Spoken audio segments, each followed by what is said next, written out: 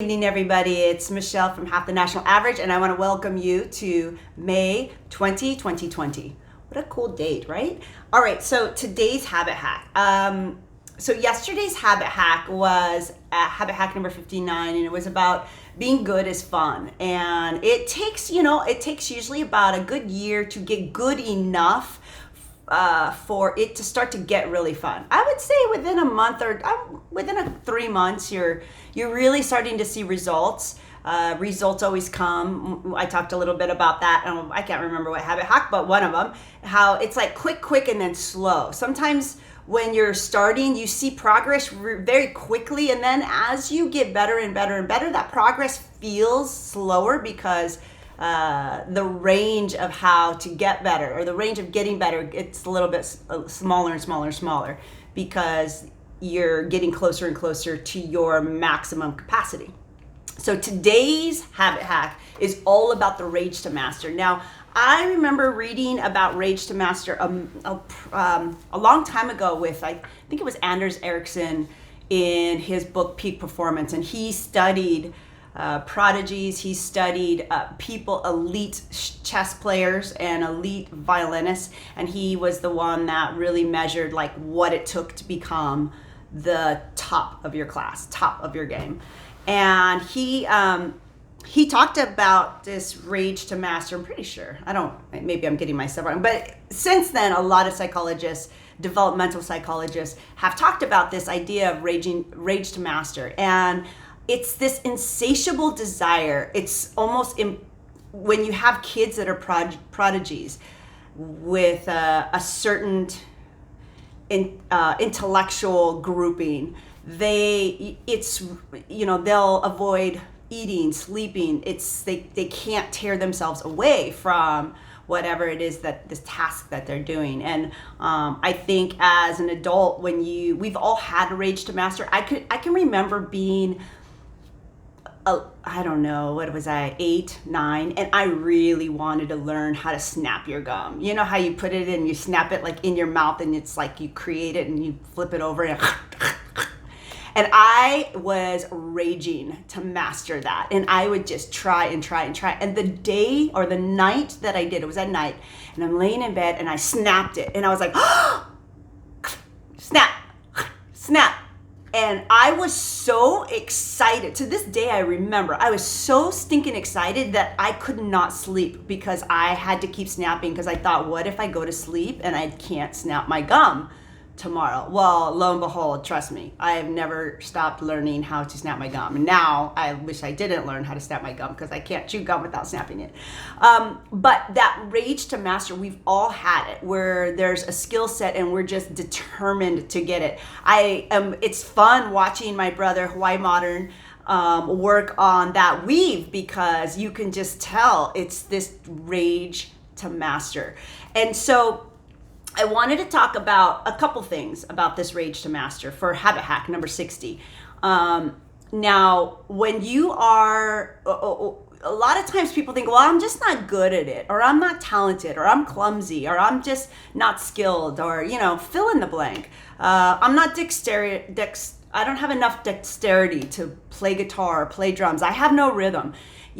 So many people have this kind of knee-jerk reaction to getting an excuse to why they can't do something that maybe they want to do, but they're kind of putting the excuse already in there to give themselves the out to fail.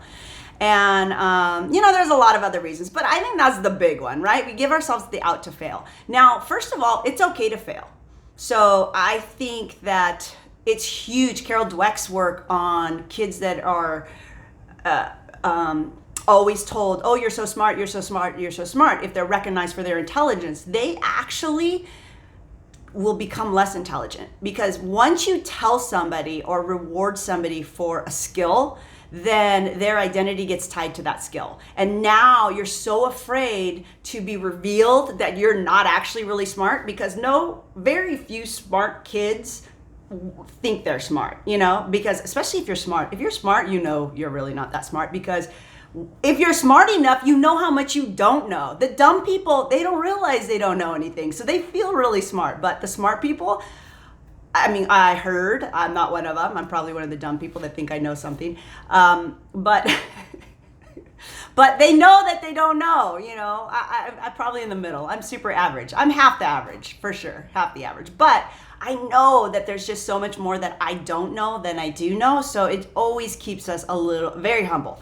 So it's the studies on the rage for master and prodigies actually find that most prodigies are not known as adults, because I think partly because of Carol Dweck's, right? Their identity is tied to this skill set, and then they can, unless they're autistic or they're a savant or some kind like that, where they have no social norm about it.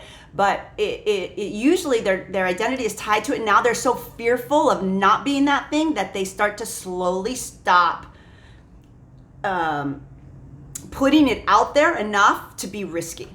And that is so critical to know. So it's better, parents and parents of ourselves, to remind ourselves that it's the work that's important.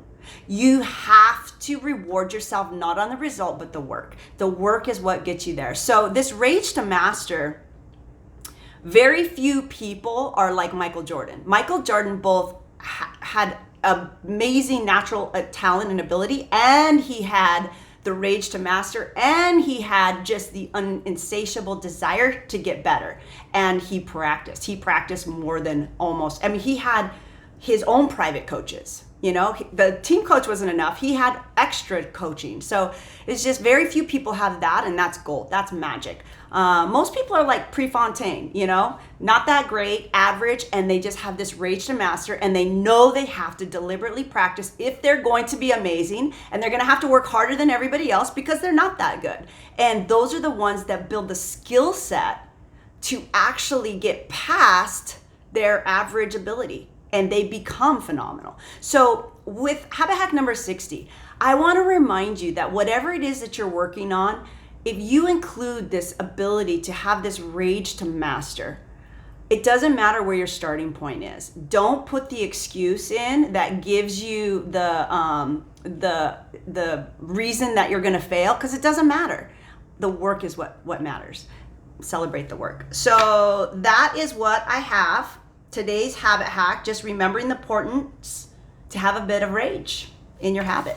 All right, what am I giving away today? It is an amazing book. Chili, I think you should take this one because it's Chuck Palahniuk's Choke. And speaking of rage to master, Chuck Palahniuk is a fearfully illustrative writer.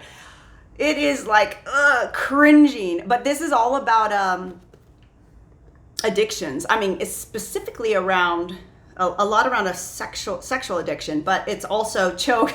The guy's addicted to choking on things and having people save him. And it's because it happened once, and then he found that he really loved all the attention he got, and so now he goes to restaurants and chokes on things and has people save him, Heimlich and everything. So it's an amazing book. It is yours. You can peel it out of my hands, but I am giving it away if you join this project. If you're already joined with this project, it's yours. Just give me a call, text, write, and I'll give it to you. All right, you guys, I'll talk to you later. Have a wonderful night. 2021 tomorrow. No, 2020. There we go.